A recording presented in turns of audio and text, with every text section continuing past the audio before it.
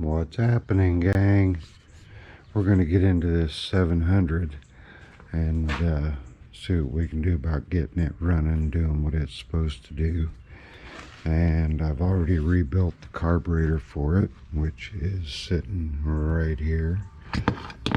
You'll notice the carburetor's still on that one. I'll just use that one as a core for future needs.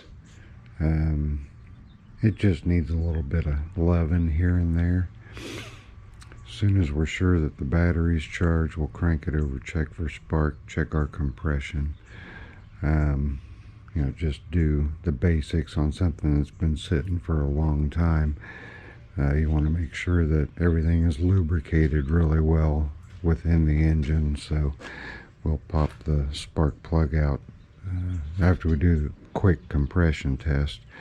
We'll lubricate the upper end as best we can, and with the spark plug out, the engine should spin over pretty quickly. That'll help disperse some of the oil and get it into the lower end before we actually attempt to start it. So again, this is a 700. This is one that has been discussed between the owner and myself for a number of years, and was finally able to get in touch with him, get hooked up, and get it loaded up and over here for me to work on. So he should be pretty tickled to see it in the shop and on the chopping block, so to speak. I guess best thing to do is for me to just start getting into it, and I'll pull you guys along with me. Hang on. Alright, just a few minutes have gone by. I've got the rebuilt carburetor mounted, and it's just got standard settings on it right now. I ran the engine over a number of times to get the oil to splash, and this is an early one because later on there was a plate that you could take off in order to change or clean the points on these. So just kind of neat seeing one of these. You guys might remember my old Squire was the same way. Did not have that block off plate on it. I think I've got one hanging up here that has the yeah, right here.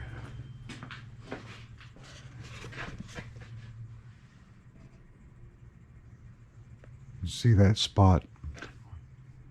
That's where the block off plate, a piece of metal would go there. You could just unbolt it in order to service the points.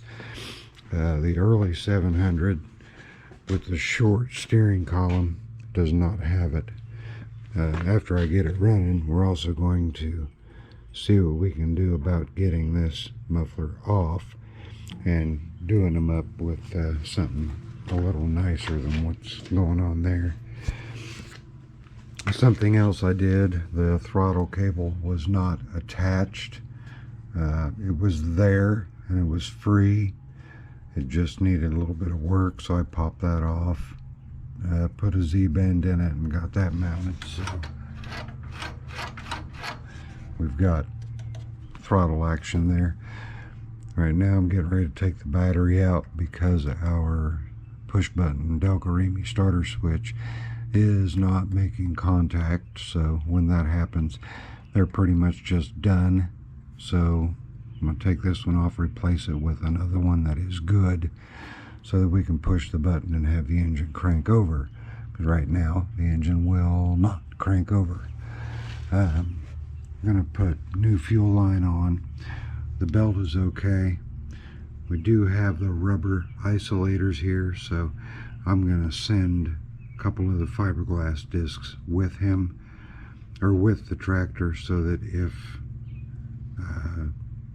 things start vibrating, which is indicative of these coming apart, we can, or he can, just swap those out. So that's where we're at right now.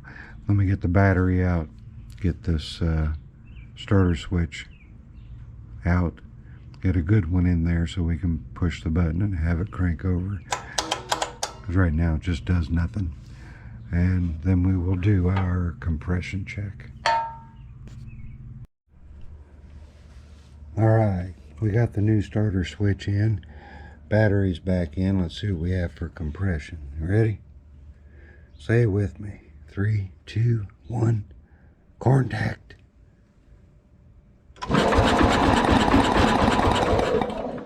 Awesome. We're at 100 psi. Very good numbers.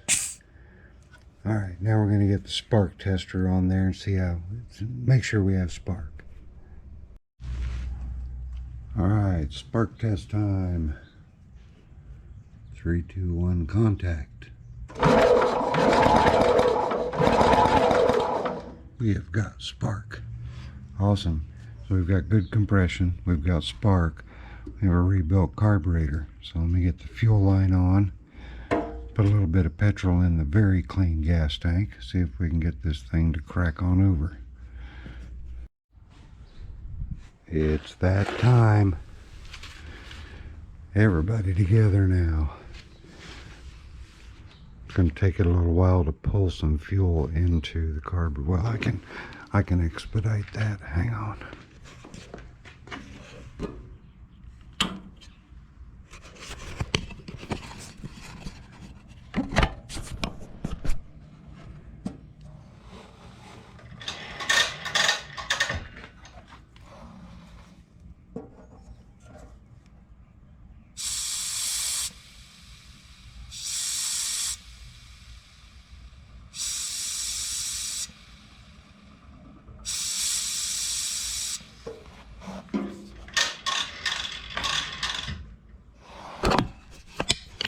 Put a little bit of pressure on the tank. That should prime that line, put some fuel in the carburetor. So let's see if Zippo did any good at rebuilding that carburetor. Got the key switch on, throttle's all the way down. I'll have to make some adjustments here because right now it's only using half the sweep, but we'll see what we can do with that. Alright. Nothing left to do but to crank it over, huh? Sure, that's closing. Good enough. Here we go. See if it'll start. I would say that's a yes. It's going to start. Open the choke a little bit.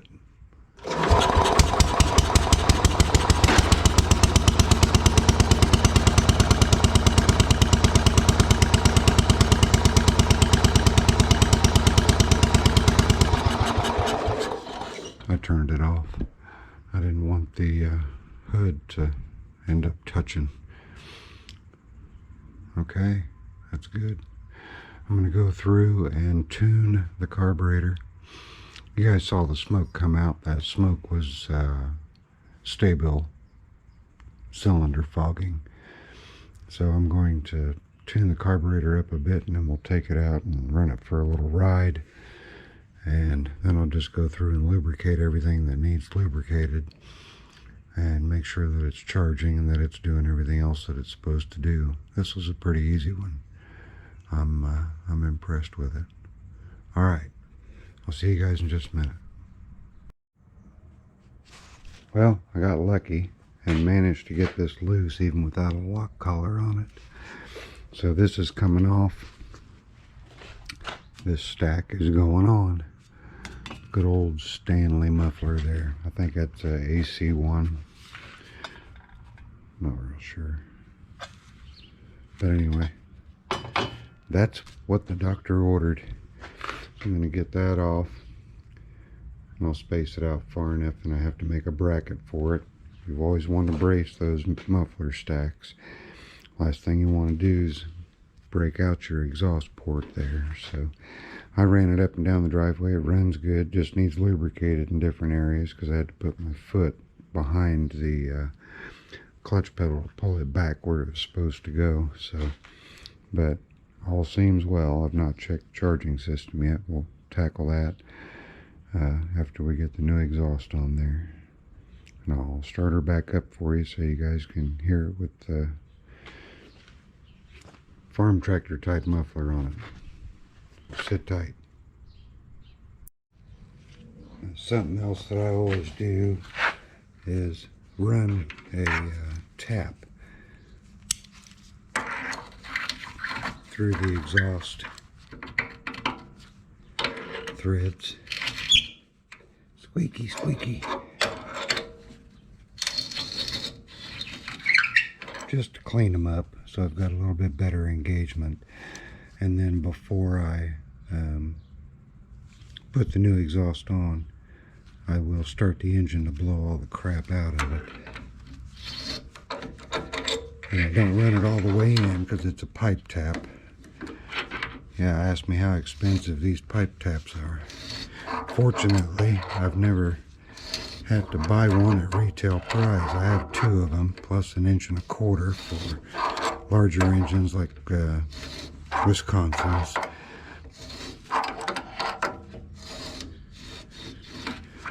So as far as I'm concerned, that's good enough. And all that really does is just cleans those threads up so the threads look a little better. And gives you a little bit better engagement with the new pipes that you put in there. You can see all the dust and stuff there at the bottom. But like I said, I'll start it. It'll blow all that stuff out.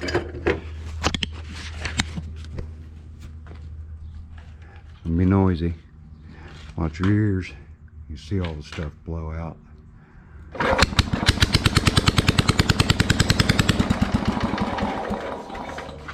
Now we can see just how clean those threads are. Nice and clean, nice and clean. And this tap I found at a rummage sale, and then I did an estate clean out and found the second one. And the 1.25 inches, I don't remember what I did with it. It's around here somewhere. It's a big boy. Where you at? I guess it doesn't really matter. It exists. When it comes to me needing it, I know it'll show up.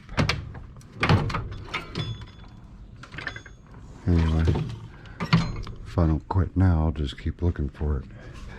So now I'm going to fabricate everything up, get this positioned so that it's going to clear the hood and get it bolted down, and then I've got some strap material, or some flat stock rather, I guess I should say, which will allow me to make a brace to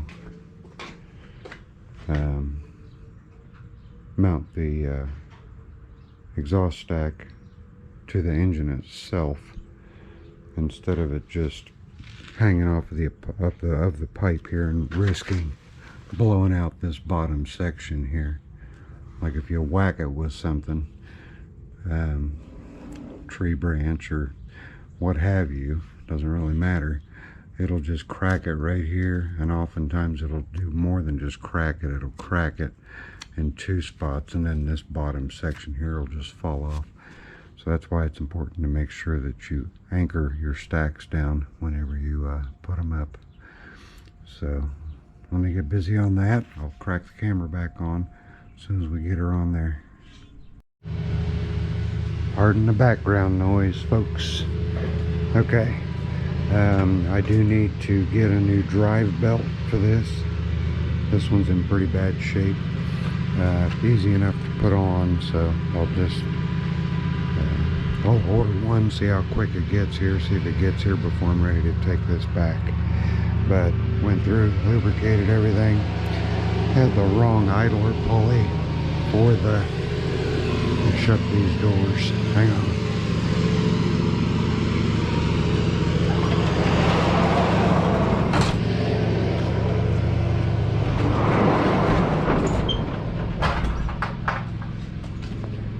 Bad enough my voice is screwed up having to talk over a mower. Excuse me. Went through, lubricated everything. Everything's right with it. Got the stack on, got the brace on the stack.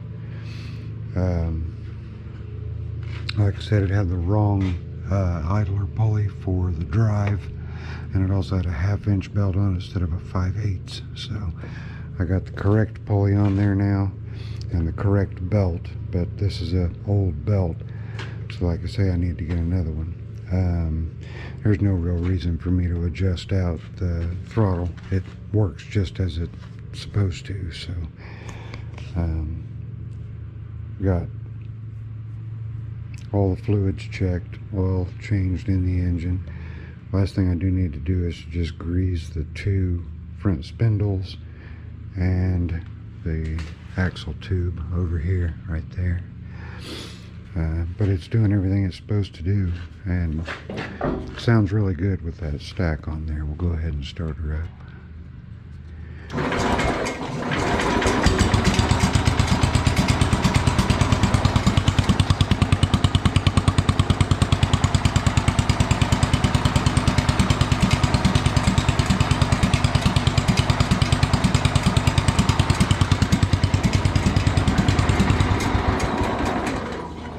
And I had to work the ignition key a bit.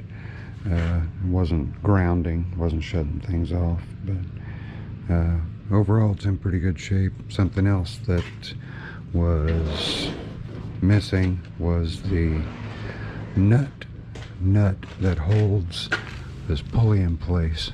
That nut right there, so I replaced that, and you can see the blood there.